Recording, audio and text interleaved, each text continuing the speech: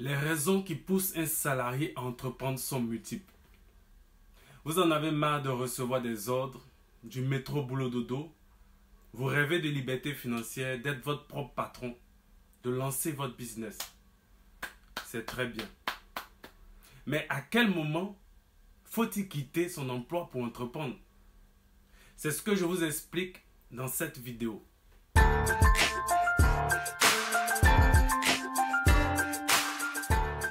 Salut, Ange Brice Nyaba. Si vous cherchez à résoudre vos problèmes d'argent et atteindre vos objectifs de vie financière, bienvenue sur cette chaîne. Si vous n'êtes pas encore abonné, si vous êtes nouveau ici, songez à vous abonner maintenant avant de continuer à regarder la vidéo. Alors, aujourd'hui, on va aborder un thème qui est très intéressant. À quel moment faut-il quitter son emploi pour entreprendre?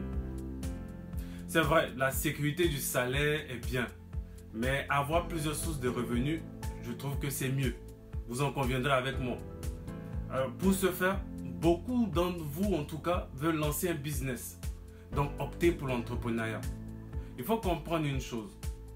Entreprendre, c'est juste créer, vendre un produit ou un service qui résout un problème ou qui répond à un besoin et que vous allez échanger contre de l'argent.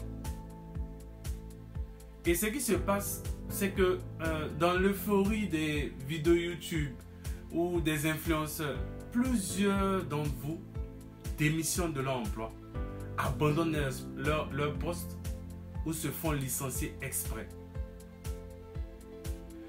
Attention à ne pas brûler les étapes. Il est important que vous ayez conscience des risques que vous prenez en vous lançant dans l'entrepreneuriat. Le premier risque, c'est un risque financier. C'est finir le salaire fixe, les congés payés, les tickets restaurants, l'assurance santé, etc., etc. Désormais, c'est votre business qui vous fait vivre. Si vous êtes malade, si vous devez payer vos loyers, l'école des enfants, les courses alimentaires, les factures, aller en vacances. En gros, votre train de vie, c'est l'argent du business que vous allez utiliser. Deuxième chose, l'échec. L'échec fait partie intégrante de l'entrepreneuriat. Que faites-vous si votre business ne décolle pas dans 6 mois, dans 1 an? Vous devez gagner régulièrement et suffisamment d'argent en provenance des ventes de vos produits ou de vos services. Sinon, ce sera la catastrophe. Ou même pas sinon, c'est la catastrophe assurée. Ensuite, vous devez développer la mentalité d'entrepreneur. Finir le salaire qui tombe chaque fin de mois. Si vous ne vendez pas, vous ne mangez pas. Vous devez vendre. Je répète, vous devez savoir vendre. C'est vous qui faites tout jusqu'à ce que vous ayez des marges suffisantes pour avoir une équipe, un personnel qualifié ou même des bénévoles qui vous aident. Parce que même les bénévoles, il va falloir quand même les encourager de temps en temps. Vous êtes donc à la fois, on va dire, marketeur, juriste, commercial, graphiste, community manager, etc., etc. Il y a beaucoup qui se disent alors, mais qu'est-ce qu'il faut faire? Alors, voici 3 conseils. Premier conseil, ayez un plan. Entreprendre ne s'improvise pas. La meilleure manière d'agir est d'avoir un business model. C'est-à-dire d'écrire précisément comment votre entreprise va gagner de l'argent. Conseil 2. Assurez-vous d'avoir un bénéfice mensuel qui vous permet de pouvoir vous payer un salaire équivalent ou au-dessus de ce que vous aviez quand vous étiez en fonction, quand vous étiez en activité, mais aussi qui permet de pouvoir financer le fonctionnement de votre business. Par exemple, si vous êtes payé entre 100 000 et 450 000 francs pour ceux qui vivent en Afrique, votre bénéfice mensuel, vous en conviendrez avec moi, doit être le double de ce que vous gagnez. Donc, entre 200 000 et 900 000 francs. Sinon, à quoi sert de démissionner? Vous vous serez retrouvé dans les problèmes. Conseil numéro 3.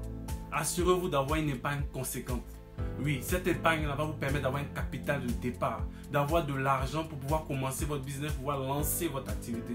Et lorsque les difficultés, les imprévus surviendront, vous aurez déjà quelque chose en caisse qui vous permettra de pouvoir faire face. Je vous recommande d'avoir au moins 6 mois de salaire en épargne. Et même plus si vous pouvez. Prenez par exemple l'exemple de Philippe Simo, qui est une référence dans l'entrepreneuriat, en tout cas pour investir en Afrique, qui dit qu'il avait une épargne, je crois, de 200 000 euros, si je ne me trompe pas bien, quand il commençait, qu'il avait mis de côté pendant qu'il travaillait. Donc, chers salariés, continuez à travailler en développant votre projet business en parallèle. Lancez votre business en gardant votre emploi un certain temps. Si votre projet est rentable, vous êtes libre de partir, de démissionner. Personne ne pourra vous retenir. S'il y a une chose que vous devez retenir en tout cas de cette vidéo, ne quittez pas votre emploi sans épargne ni plan, simplement parce que vous avez regardé une vidéo de motivation. Merci d'avoir regardé cette vidéo. Laissez-moi un pouce bleu si vous avez appris quelque chose. À bientôt.